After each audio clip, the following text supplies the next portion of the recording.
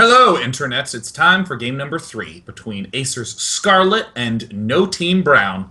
Uh, there was a post about him being on Acer, but as incidentally not confirmed as of now, so I will continue to refer to Brown as good old No Team Brown, who, impressively enough, having thwarted Liquid Teja impressively, is now looking in good condition to maybe be able to take down Scarlet, but Scarlet only needs to not make some of those over-aggressive engagement mistakes and should be good to go through.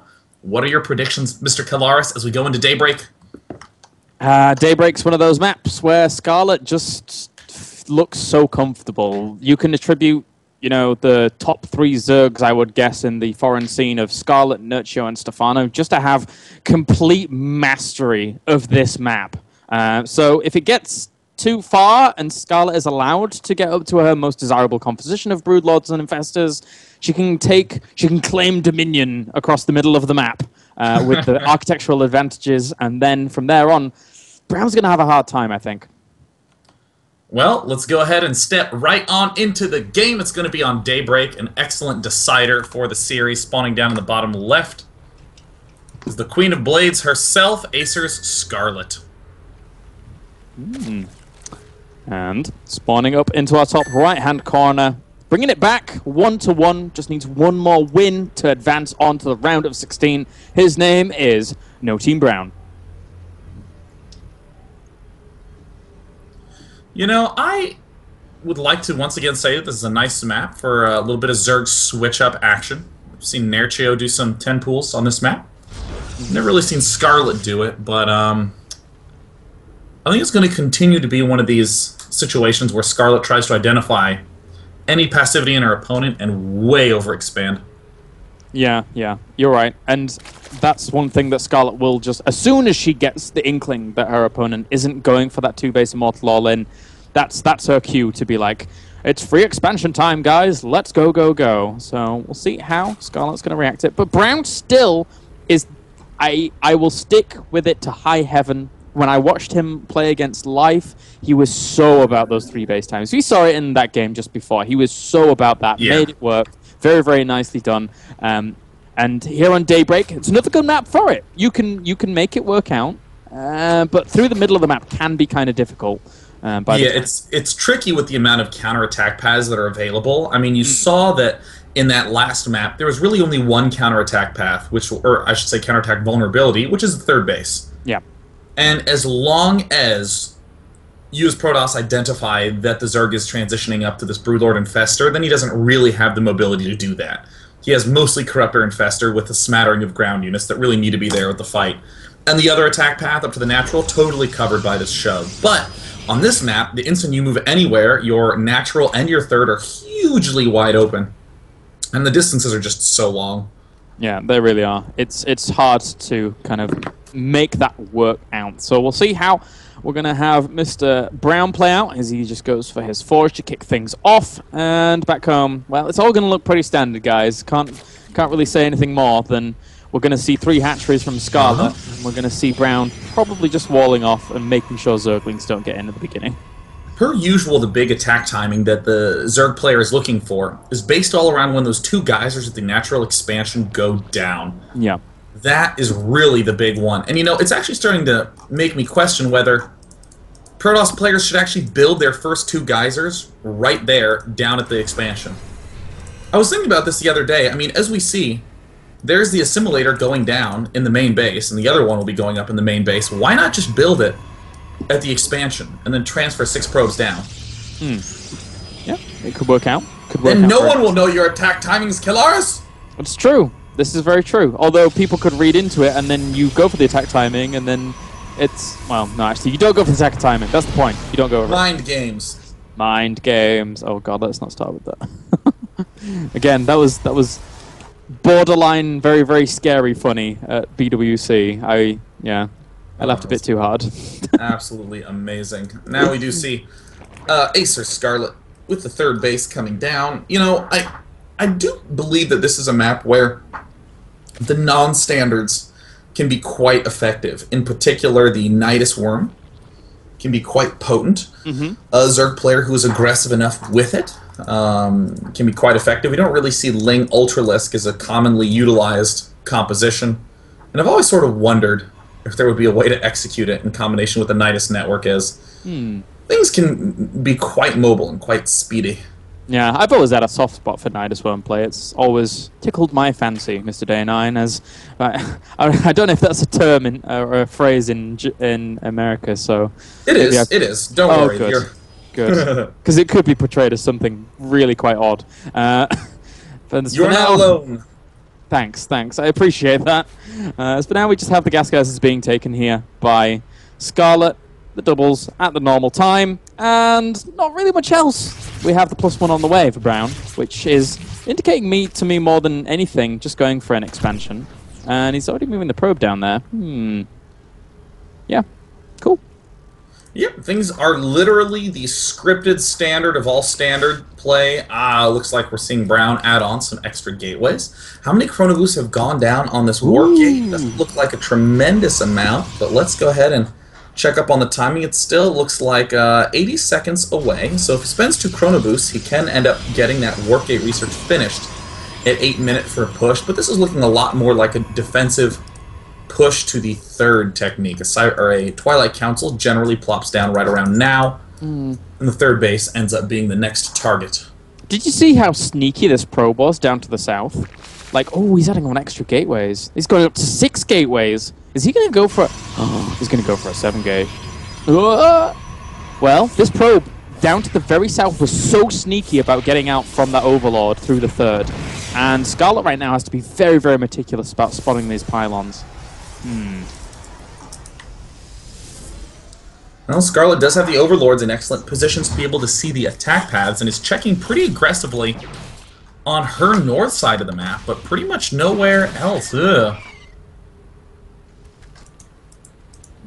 This could be odd. That's odd, as for now we do have more pylons going down for Brown, assuming that he's going to get aggressive with all of these gateways, which, again, it's pretty much a foregone conclusion. If you're not going to get aggressive with this, then you're in a bit of a weird spot. You have all of these gateways doing nothing. The mind games. Just, oh, you scout 7 gateways, I'm just going to expand.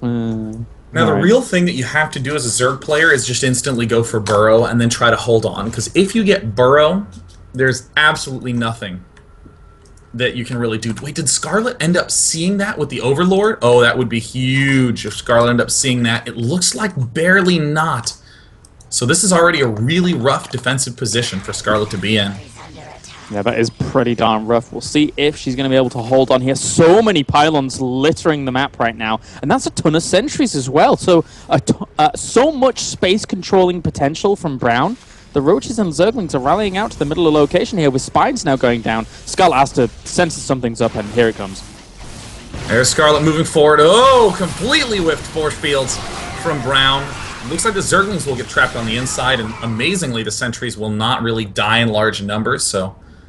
Impressively, the Protoss is held on, and is Brown already deciding to back up? Oh, man. Wow. I almost want to say that that is game right there. I mean, the Protoss player abandoned all tech, abandoned the third, and went for a push that did a negligible amount of damage, while Zerg already has 3 bases up and 60 drones and is going to be hitting 75 really quickly, and now Protoss is going to have an impossible time getting a third. I mean... what happened, Brown? Yeah, I think also, like, from a Protoss point of view, it's actually really hard to say, right, I'm just going to turn around and try and play this out. It takes such mental fortitude to give that up, because you know it's not going to work against a person that's already scouted out everything and has a ton of Roaches and Zerglings on rally all the time, and, you know, Scarlet now blocking this third. How can Brown possibly come back from this deficit? I mean, in my eyes, it's just do a follow-up all-in, and instead of a +1 Immortal Sentry all-in, you do a +2 Immortal Sentry Stalker with a Blink all-in. And I think that Scarlet will just pound it right into the ground. Yeah. We already see the Infestation Pit getting close to Infestor time. There, the Infestor's popping out. 1-1, going to be done. And it's going to be no fun for anyone except Scarlet and all the Scarlet fans. But not Brown, certainly not. Probably not Brown, no. Again, I'll have to rely back onto a phrase that I was using in one of our previous casts, whereas if your first Immortal has started as your opponent's getting Infestors out, you're gonna have a bad time. It's not really the most stable of positions to be in here for our poor Protoss buddy. But I would like to see him pull through. He's against the ropes, but us Brits, we always like an underdog. This is quite the extreme end of underdog. There already, the layer is in production. Oh God. This is a time when I actually really like an extra macro hash rather than an extra expansion. Going for 5 bases, there's really no need. Scarlet more than capable of getting up a 4th, but really the overwhelming Ling numbers I think are a little bit more critical to be able to thwart exactly this sort of all-in. You have a really powerful, well-rounded army, but you're lacking things like the Colossus. Yeah, it's a very, very scary position to be in. I mean, Scarlet's going to max out. Protoss is going to be at that standard like 140, 150 supply. And that normally happens, sure, but that's normally off the back of Protoss also having a 3rd base to, you know, consider themselves in a semi-good economical standing with the Zerg. And right now, that's not in existence. So, we're above Bay on the way, trying to get at those Colossi somehow, some way. And we're all about the rhymes today. That is true. We're actually very excellent at rhymes. Given, you know, both of our extensive musical backgrounds. Scarlet actually going for a little bit of a poke here. I don't dislike this at all. I think it's a fine attack. Burn a little bit of supply. Have plenty of time to replenish said supply with the better units back home. Greater Spire coming out. I wouldn't even mind kind of a delay in building the Corruptors and holding strong for a little bit of time. A lot of Spine Crawlers going down. Again, I'm a little bit more a fan of a macro hatch first. Just because, yeah, I mean, those spines are... I mean, I guess spines are fine. It's hard for Scarlet to make mistakes right now. Everything's excellent. Yeah, with the 9 Spine Crawlers going down here for Scarlet.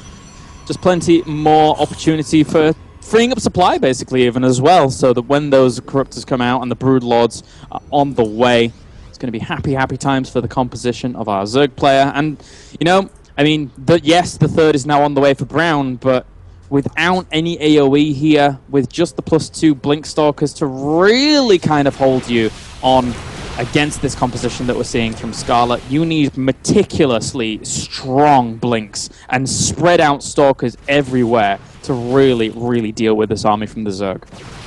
Part of me just wants to scream, "Attaboy, Brown, get him, Brown." I mean...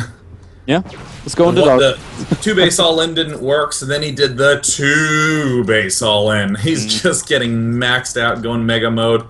Does he even have an observer? And he has 2 on the map, but I wonder where are they, because they're not spotting any creep anytime soon. That's a good point. I can't really see them either. There is one, actually, over at the 3rd choke for Brown. And he will be able to see his opponents move in here if Scarlet decides to attack down that avenue. But look at these Spine Crawlers positioning themselves. Oh God. So for now, we will have him just continuing. Oh, he's going to throw the Guardian Shield up here, actually. As Brown anticipates some kind of attack. 200 to 200 supply pretty much here. Spine Crawlers getting in position, though. If these establish the position, then I don't know how Brown's going to come back. Oh no, the Spine Crawlers have already started to burrow. They're going to be absorbing a lot of damage. Those are some phenomenal force fields out of Brown. Holy cow, and Scarlet's supply begins to plummet. I mean, even though it's been a 2-base Protoss for almost the entire game, it's still a really excellent 2-base army, but instantly the force fields run out. Sentries are dead gone with energy. And we're seeing Scarlet just overrunning in classic Zerg style. I mean, the Brood Lord's kind of showing up a little bit late to the party, as the Zerg player has already won the positional war. Scarlet, yes, pulls back. Did make that mistake in the last game on Cloud Kingdom, but now we'll return to the safety and warm, loving embrace of a giant wall of Spine Crawlers. And Blinkstalkers are pretty good. They've got a good concave here. I don't think they're going to be enough to shut down the rest of what we're seeing here from Scarlet. She does have the 4 Broodlords with 1 more morphing in, but even if the Stalkers wanted to blink up and try and take down some of those Broodlords, they wouldn't be able to in time before all, well, maybe they would kill them off, but they would all die to Spines, Zerglings, Roaches, Infestors, and that's not a good position to be in either. So far down right now, 80 supply down, with Colossus on the way, but there's just so much for Scarlet constantly rallying across the map. Scarlet punishes mistakes fantastically. And we already saw Brown just make a simple mistake, try to go for an all-in, abandon the all-in, having done no damage, and then try to hope that a backup all-in would work, but nope, Scarlet's not going to let that pan out at any point in time. Didn't even let the attack happen, just rode out to meet with Spine Crawlers. Overwhelming, good game. Acer Scarlet is first place in Group C. That is the second foreigner to take first place in a group after Gosu User's impressive Group F performance. And, interestingly, both of those from the Americas of all of things, which is not... Normally when you assume that foreigners are going to advance, no offense, Sean, but it's normally people saying, wow, you know, the Europeans are really getting going, and people kind of bash the American scene quite a lot. But Gosu User and Scarlet doing America bloody proud. Very, very well done by both of them so far. So that does mean that Brown now falls down and has to fight the winner of Marine King Prime and Tasia. Kind of a surprising final match, but let's see if Marine King Prime and Tasia can, well, I was going to say if they can continue to play well, but the fact of the matter is that one of them will be going home after this next match. It's kind of a weird situation to be in, either saying goodbye to Marine King Prime or Tasia first in this group, but there you have it. It's going to happen, guys. So when we are back after this commercial break, we shall have Marine King Prime versus Liquid Tasia.